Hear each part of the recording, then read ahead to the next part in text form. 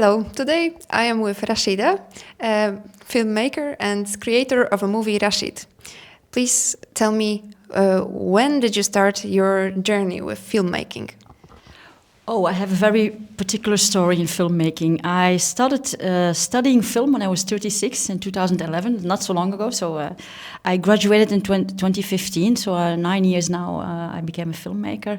I wanted to become a filmmaker since I was very young, but private circumstances, my family, my father didn't understand how cinema can be a job you can make a living of, and he didn't believe that women could make cinema. So all of that influenced my life and becoming a filmmaker. I started my career when I was 40, just 9 years ago. Very interesting. And how do you feel as a filmmaker, and what did you do during the production of your film? Well, I love filmmaking, and I'm finally in a period of my life what I could say I finally can do what I really like. This is my passion. This is really what I want to do far beyond my retirement. So this is something I want to continue doing. And my film Rachid is something that started 4 years ago during COVID. I received the script. It's based on a book by a Belgian-Moroccan writer, Rachida Lamrabat. And she sent me the script and asked me the question, would you be interested to make this film? And I read the script. And of course I remember the story because I have read the book 15 years ago. But even the book is old, the story is more relevant today because it has a lot of topics that we as children of the diaspora, I am a Moroccan Belgian, I was born in Belgium, but I am Moroccan by culture, and everything that we live in society, the problems with exclusion and racism and not finding your spot in society, this eternal battle of being in between identities, am I Belgian, am I African, am I this, am I that? It's something I recognize from my own personal stories, and when I read Rachid, I was thinking, yeah, this is the film I should make. It was really funny, and I decided to make this film, and we shot it in 2013. 2023, yeah, in 2023, and it was released by the end of the year, so it's almost 2 years now. It's not the first time that we can see this film at festivals. It got a prize, yes. So where else did it go? Did you go with it? Well, I never expected it in my entire life. I had a really wonderful journey with Rachid. In 2 years since the film has been released, I have won 15 awards. The biggest one is the Grand Prix in Morocco, and the Grand Prix is the biggest recognition you can get in cinema. And what I like about this award is it represents my double identity. It's not Belgium that gave me this award, it's Morocco. And the film is about the Moroccan diaspora, it's in Dutch, but people recognize it. People see it as a universal story, and it's very funny to them. And having this recognition, especially because Rachid is my first fiction short film.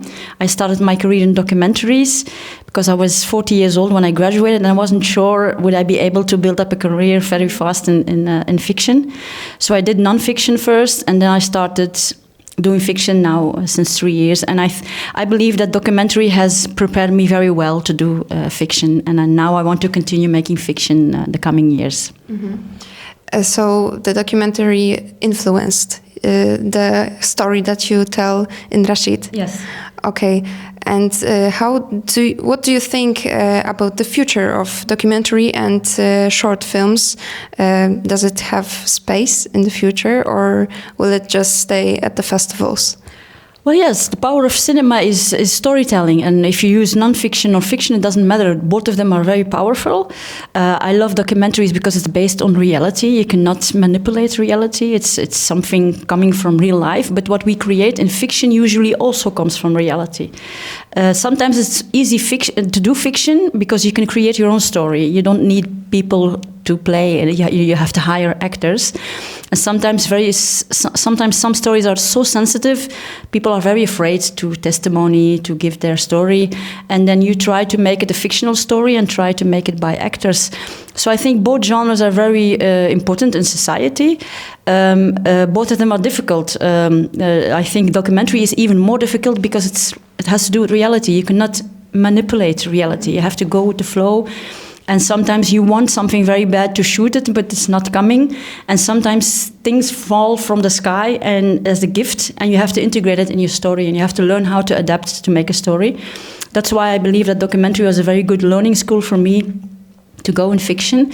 But I'm a director that can make both. I can make documentaries and I can make fiction, and I would like to continue doing both of them. But now, the coming 5 years, I am very focused on fiction. Was there anything on the set during the production that influenced the final look of the movie? On set, not on set, because everything, you cannot leave everything open. Everything has to be well prepared, especially when you're doing comedy, and Rachid is comedy. And my film is out of the box, so it's not classical editing. It's very fast editing, very, very high energy. So this is something I storyboarded in advance. I knew from the beginning, this is the swipe, the movement I'm going to do, which side the camera is going to be, the color of the buttons. Everything was well written. So I didn't leave things as a surprise on set. So everything was well prepared in advance, which took a lot of energy. And especially because why I did this is also comedy is the most difficult genre you can do. And I started with fiction and comedy, and I didn't make it easy on myself, but I did have the confidence that I could do it. Only I had to prepare myself, and I think being in COVID, I think I'm the only person that really liked COVID crisis, is it gave me time to study a lot of comedy films from the US, from Europe, from Africa, to see what is funny, what is not working, what makes people laugh actually. And that helped me also in color grading, also in costume. Every detail was very important to make this, and sound techniques also, because sound influences also the funny moments. And this made me think this is the style I want to do, because it's my first fiction. I had to find my own style, of course. And it was well prepared in advance. There were no surprises on set. Mm-hmm. Yeah.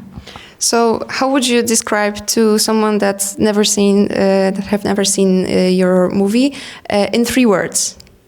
Oh, high energy, very funny, and good acting. Okay, so 6 words, but it's completely fine. Completely fine. So maybe, what would you what would you say to young filmmakers that would love to do this job?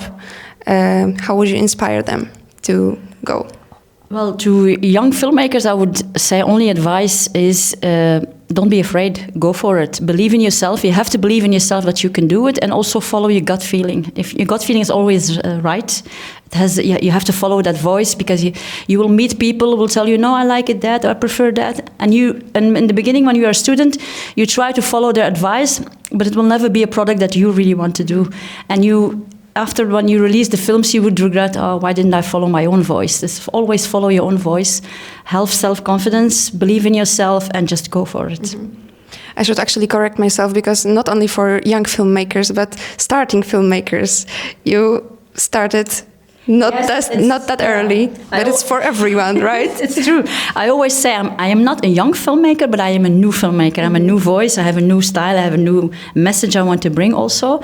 And sometimes it's difficult when they say in the industries we only invite new filmmakers until 30, 35 years old. And I always say, hey, what about 50-year-old people? I am not a young maker, but I am a new maker. So it's sometimes difficult, but I always stand up and talk about it. To say, oh, you have to consider also people who did not start at a young age. And I am living proof that it's never too late to follow your dreams. And I am also living proof that you can do what you want to do. And when people don't consider you as one, you have to take your spot. You have to demand your spot. Okay, thank you for these words. They are very inspiring. And so according to our main motive of this year's festival, what does it mean, the state, to you personally? What definition do you have of the state? The state? Oh, very good question. The state for me represents the voice of the people, because we elect people to become members of the state. Of course, in this climate today, we have a very right-wing society, makes it very difficult. But state represents people, represents dreams, represents life, represents young people, old people, and represents also diversity. Mm-hmm. So I think it's something that can be as universal word as we are all connected. We may be different, but we are all connected. Mm-hmm. Thank you very much for the interview. It was a pleasure to meet you. I hope that was a very good answer. It was. So, thank you. Thank you.